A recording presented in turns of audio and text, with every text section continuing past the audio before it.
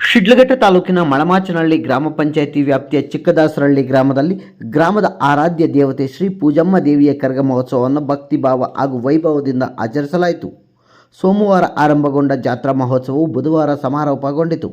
ಜಾತ್ರೆಯ ಅಂಗವಾಗಿ ಸೋಮವಾರ ರಾತ್ರಿ ಕರಗ ಮಹೋತ್ಸವ, ರಸಮಂಜರಿ ಕಾರ್ಯಕ್ರಮ, ಗ್ರಾಮದ ಮಹಿಳೆಯರಿಂದ ತಂಬಿಟ್ಟಿನ ದೀಪಗಳ ಆರತಿ ಹಾಗೂ ಗ್ರಾಮದ ಪ್ರಮುಖ ಬೀದಿಗಳಲ್ಲಿ ದೇವಿಯ ಭವ್ಯ ಮೆರವಣಿಗೆ ನಡೆಯಿತು.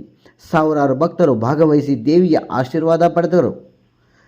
ಜಾತ್ರಾ ಮಹೋತ್ಸವದಲ್ಲಿ ಶಿಡ್ಲಘಟ್ಟ ವಿಧಾನಸಭಾ ಕ್ಷೇತ್ರದ ಕಾಂಗ್ರೆಸ್ ಮುಖಂಡ ಪುಟ್ಟು ಆಂಜನಪ್ಪ ಅವರು ಭಾಗವಹಿಸಿ ಪೂಜಮ್ಮ ದೇವಿಗೆ ವಿಶೇಷ ಪೂಜೆ ಸಲ್ಲಿಸಿದರು. ಬಳಿಕ ಮಾತನಾಡಿದ ಅವರು, ಶಿಡ್ಲಘಟ್ಟ ವಿಧಾನಸಭಾ ಕ್ಷೇತ್ರದಲ್ಲಿ ರೈತರು ಮಳೆಯ ಕೊರತೆಯಿಂದ ಸಂಕಷ್ಟ ಎದುರಿಸುತ್ತಿದ್ದಾರೆ. ಆ ತಾಯಿ ಪೂಜಮ್ಮ ತಾಯಿಯ ಕೃಪೆಯಿಂದ ಉತ್ತಮ ಮಳೆಯಾಗಿ ರೈತರ ಕಷ್ಟಗಳು ದೂರವಾಗಿ ಸಮೃದ್ಧ ಬೆಳೆ ಬೆಳೆಯುವಂತಾಗಲಿ ಎಂದು ಪ್ರಾರ್ಥಿಸಿದರು. ಇನ್ನು ಕಾರ್ಯಕ್ರಮದಲ್ಲಿ ಗ್ರಾಮದ ಮುಖಂಡರು, ಕಾಂಗ್ರೆಸ್ ಪಕ್ಷದ ಕಾರ್ಯಕರ್ತರು, ವಿವಿಧ ಗಣ್ಯರು ಹಾಗೂ ಗ್ರಾಮಸ್ಥರು ಹೆಚ್ಚಿನ ಸಂಖ್ಯೆಯಲ್ಲಿ ಭಾಗವಹಿಸಿದ್ದರು. ಅಷ್ಟು ದಿನಗಳಿಂದ ಸಹ ಮಳೆ ನಿರೀಕ್ಷೆಯಲ್ಲಿದ್ವಿ. ನಾವು ರೈತರು ಎಲ್ಲರ ಬೋರ್ವೆಲ್ಸ್ ಸಹ ಗೊತ್ತಾಗ್ತಾ ಇರೋದನ್ನು ನಾವು ನೋಡ್ತಾ ಇದ್ವಿ. ಜೊತೆಗೆ ಮಳೆನೂ ಇಲ್ಲ, ಎಲ್ಲ ಭೂಮಿ ಮೇಲೆ ಹಸಿರು ಮಾಯ ಆಗ್ತಾರಂಥದ್ದು ಆಗ್ತದೆ. ಯಾರು ಬೆಳೆ ಹಾಕೋದಕ್ಕೂ ಆಗ್ತಾ ಇಲ್ಲ.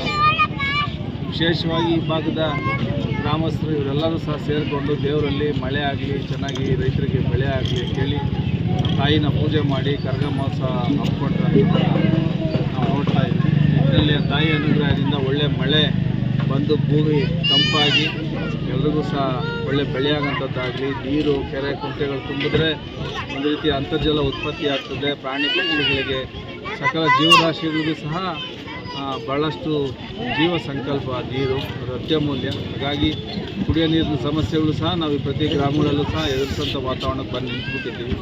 ಹಾಗಾಗಿ ಆ ತಾಯಿಯ ಕೃಪೆ, ದೇವರ ಕೃಪೆಯಿಂದ ಹೆಚ್ಚು ಮಳೆ ಆಗಲಿ ಅಂತೇಳಿ ನಾನು ದೇವರಲ್ಲಿ ಕೇಳ್ಕೊಳ್ತಾ ನಮ್ಮೆಲ್ಲ ಚಿಕ್ಕದಾಸಹಳ್ಳಿ ಗ್ರಾಮಸ್ಥರು ಶುಭ ಆಗಿ ಒಳಿತಾಗಲಿ ಅಂತ ಶುಭ ಕೊಡ್ತೀನಿ.